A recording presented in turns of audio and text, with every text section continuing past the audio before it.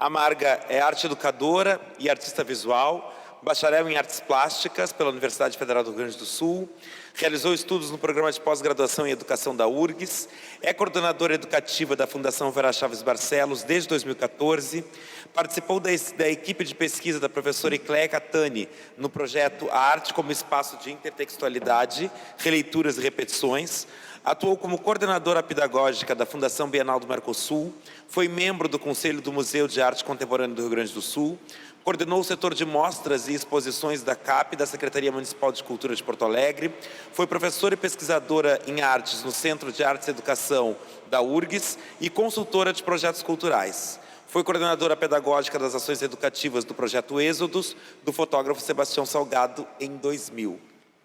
Marga. Eu quero primeiro agradecer muito ao Igor de eu poder estar participando desta Bienal e agradecer muito a ele, chego a me emocionar, pelos aprendizados neste curto espaço de tempo com esse romance maravilhoso, com essa saga da Querrinde e fazer um pouquinho parte desse território. Eu, por natureza, sou uma desubicada. Era o xingão que a minha mãe me dava quando a vida toda, já desde pequena, tinha um certo espírito rebelde. Eu acho que para trabalhar com artes, qualquer tipo de artes, temos que ter um pouco desse espírito rebelde. Digo um pouco porque, como a Mônica bem me respondeu, depois dos 40 a gente tem que se apaciguar um pouco e ser um pouquinho menos, o que me é difícil. Eu continuo com o espírito rebelde. Nós estamos aqui na 12ª Bienal, que sim nasceu como um projeto político. A esta Bienal concorreram todos os presidentes da América Latina do Mercosul. Lula esteve aqui, o presidente do Paraguai esteve aqui.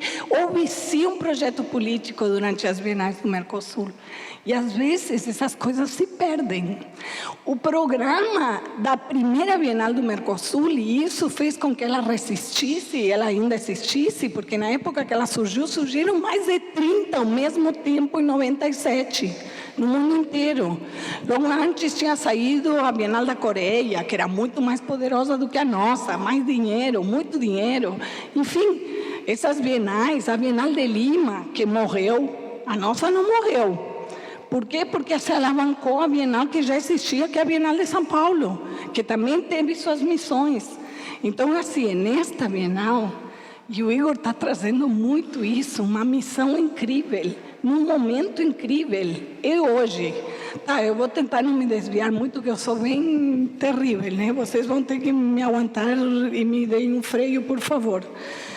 Mas então eu quero começar com o provérbio africano, porque eu tenho problemas de linguagem, né? Vocês falam, estão vendo, além da verborragia constante, a troca e a mistura de línguas, né?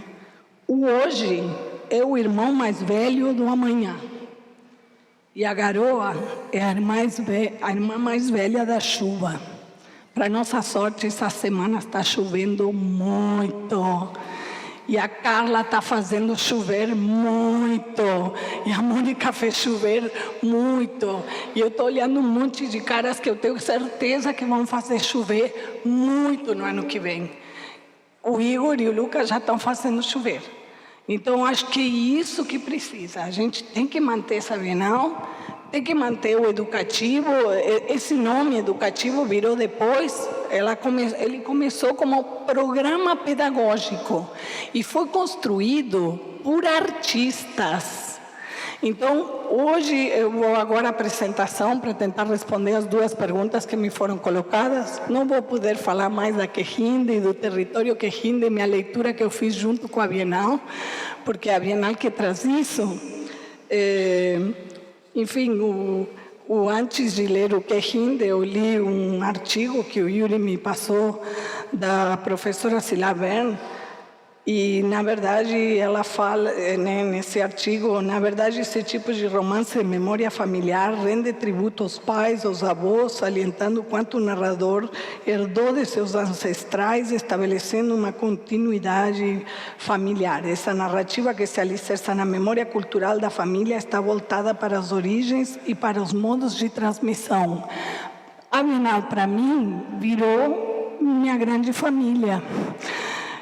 Extensiva a todas as pessoas que se envolveram nesse projeto. Essa grande família, nesse desejo já da primeira reescrever a história da arte latino-americana, era ambiciosíssimo. Isso foi o que deu esse lastro para ela continuar. E hoje, uma renovada total que o Igor está trazendo com questões ancestrais que nunca foram bem resolvidas. Isso do Deus colonial tem que ser extremamente importantíssimo, inclusive nas políticas museais. Essa discussão, a Mila Ciovato é a que está à frente da nossa resistência no Brasil, no ICOM, na representação do ICOM, e tem que ter mais representatividade, tem que ter gente jovem pensando nisso. Essa coisa de educação é diretamente ligada à função e à missão de qualquer instituição que se diga instituição cultural. É isso. Não existe não educativo.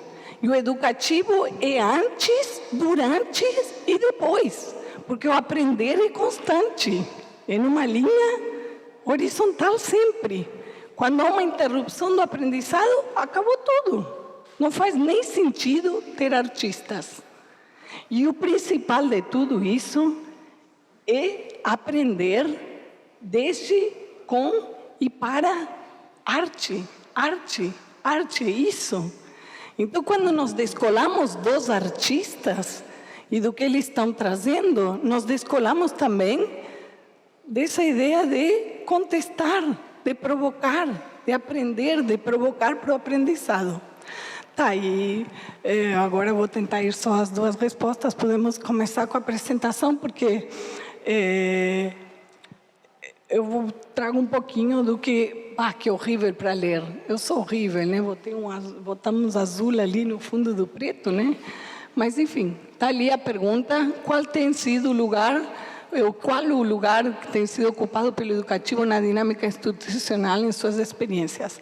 Eu sou uma privilegiada, eu tenho muita sorte de poder ter trabalhado nas bienais, de poder ter passado pelo Instituto de Artes, enfim, desde pequena frequentado museus de todos os tipos, museus paupérrimos, museus riquíssimos, digo isso em termos materiais, né?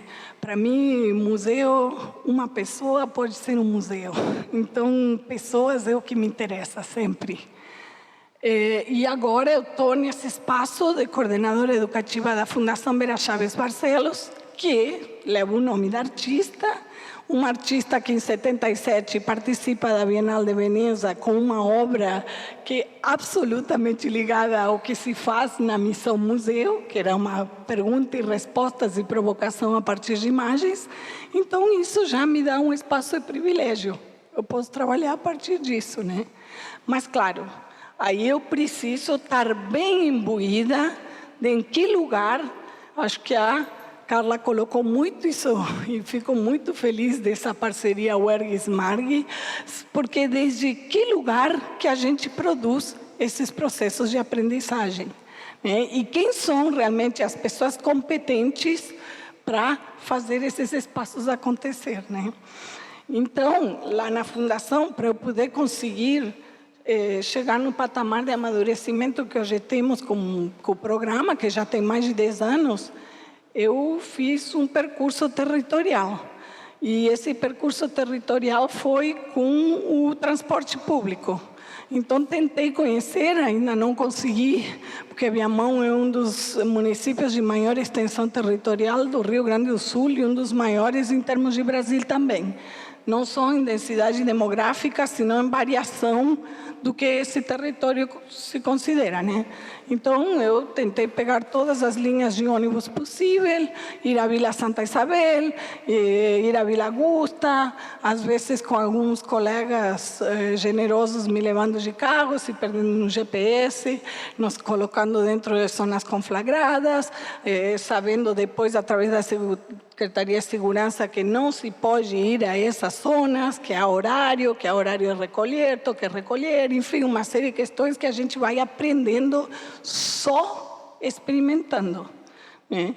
E, enfim, tive muita sorte nesse tempo todo e também sabemos que essas coisas mudam o tempo todo. O tempo todo está mudando os territórios, as aprendizagens, as pessoas.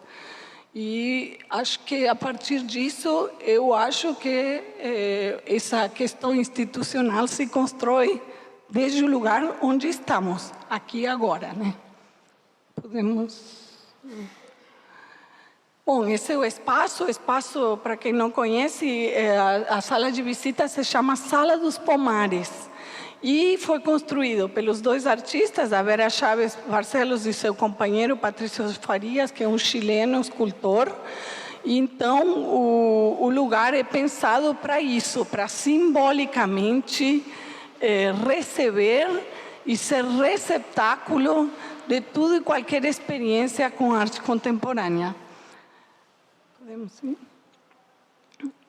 Bom, ali um pouquinho do histórico. Gente, tudo isso está no site da Fundação e nas publicações que a gente distribui gratuitamente para educadores e, enfim, interessados em geral. Quando eu falo em educador, não falo só no professor diplomado.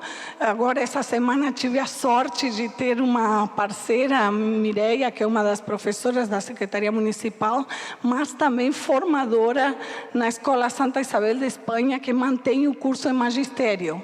Esses cursos que estão acabando, né? Fisicamente acabando. Algumas EAGs vêm substituindo esse papel, mas, na verdade, ia acabar com tudo, né?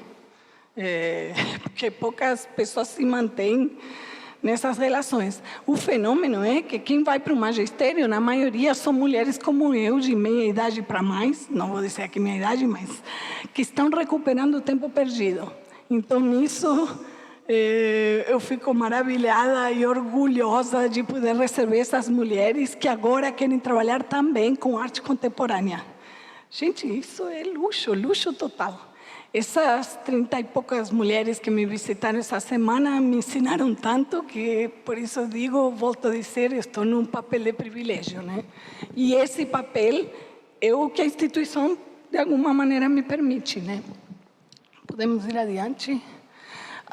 Isso aqui é um grupo de adolescentes brincando com o bicho da Lígia Clark, de plástico, produzido pela família, que agora retirou a licença, então não existe mais brinquedinho do bicho da Lígia Clark. E os bichos da Lígia Clark, que temos na coleção, que a Lígia pensou para ser manipulado, musealizado, ele não pode ser manipulado. Então, aí começamos com esses paradoxos, né? Da questão instituição.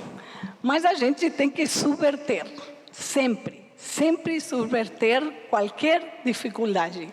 E a subversão começa pela participação e por escutar o outro. Porque, claro, tudo que eu disser aqui, talvez vocês possam ouvir de uma maneira diferente da que eu disse. Não só pelo meu sotaque, mas também porque cada um ouve o que quer. E isso é direito. Eu acho que está de direito, de cada um ouvir o que quer. Ai, gente, isso aqui está horrível com esse azul de fundo, desculpem, né?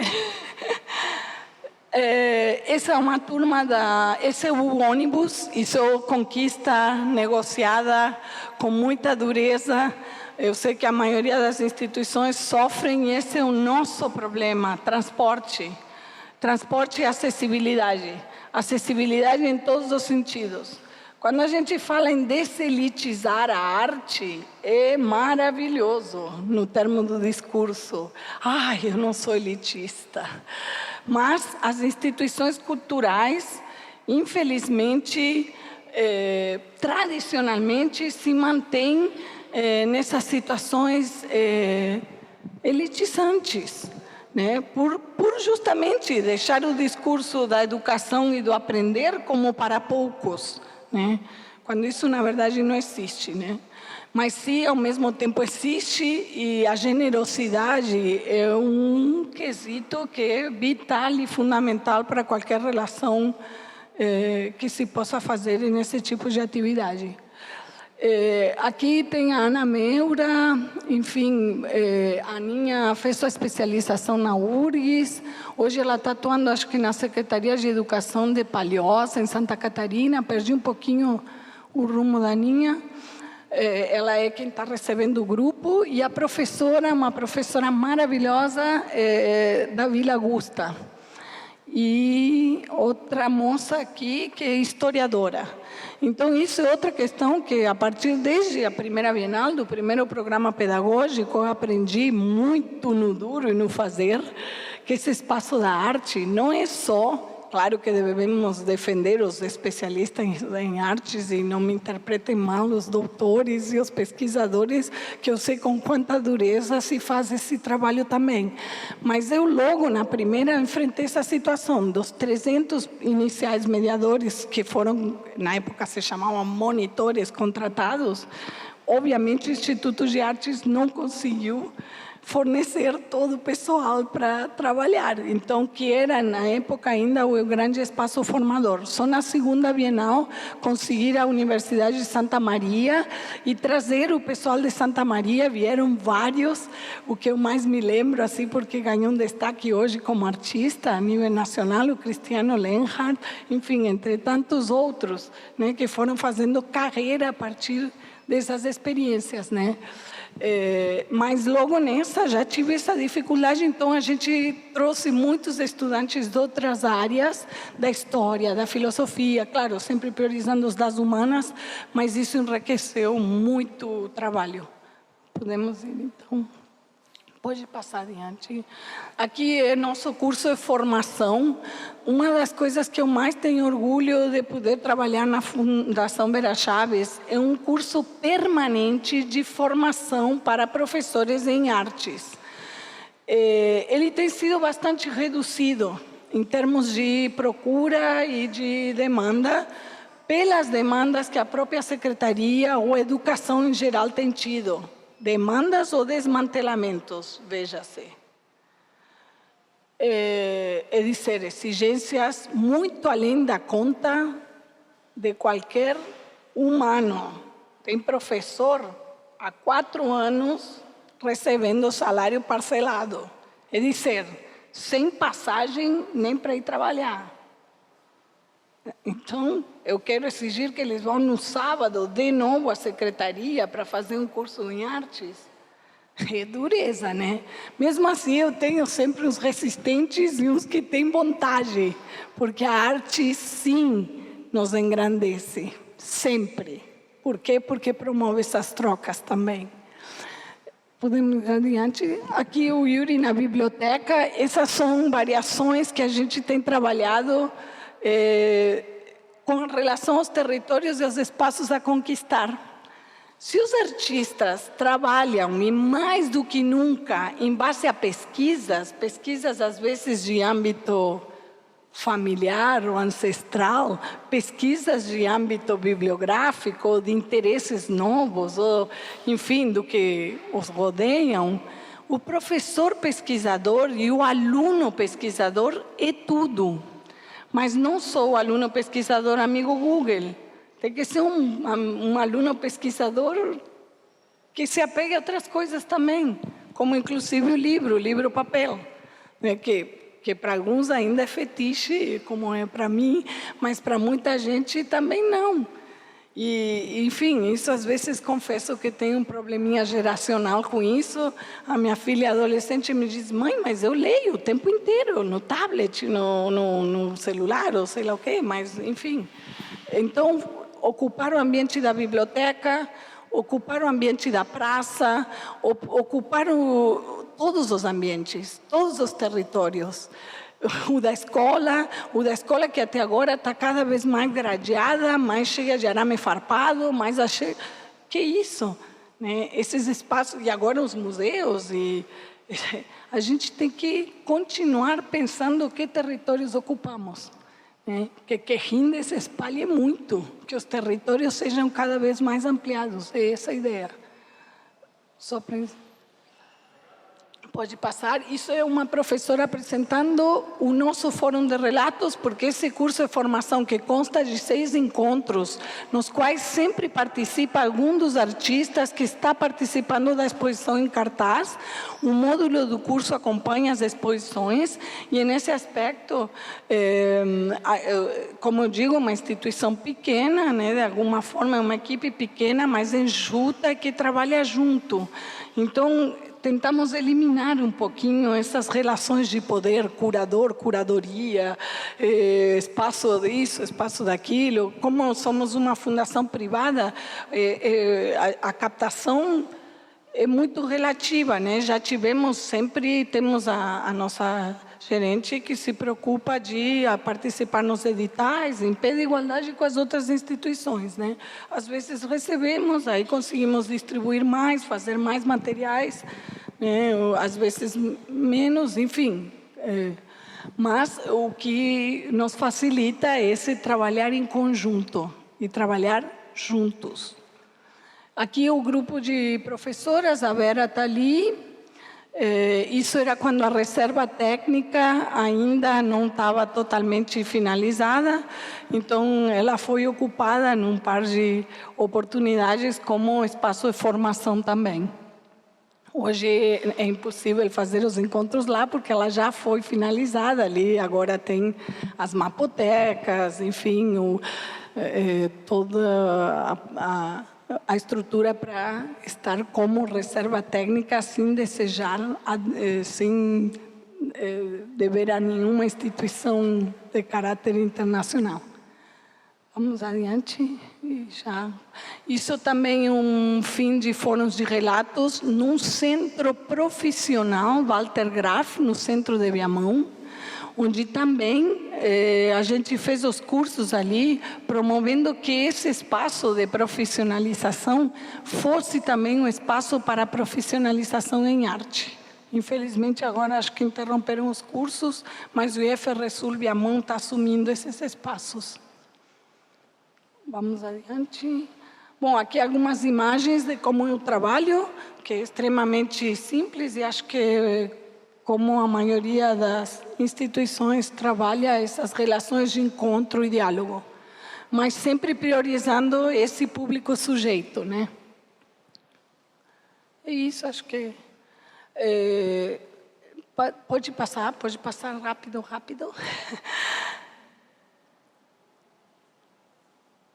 Porque aí eu quero já encerrar com a segunda pergunta do Igor, né? Qual é esse espaço? Eu não consigo, vai adiante. Ali são alguns dos materiais, e aí eu vou encerrar com isso. Eu quero que todos os que quiserem depois ficar com material, temos alguns aí, eu vou passar isso para a Mônica.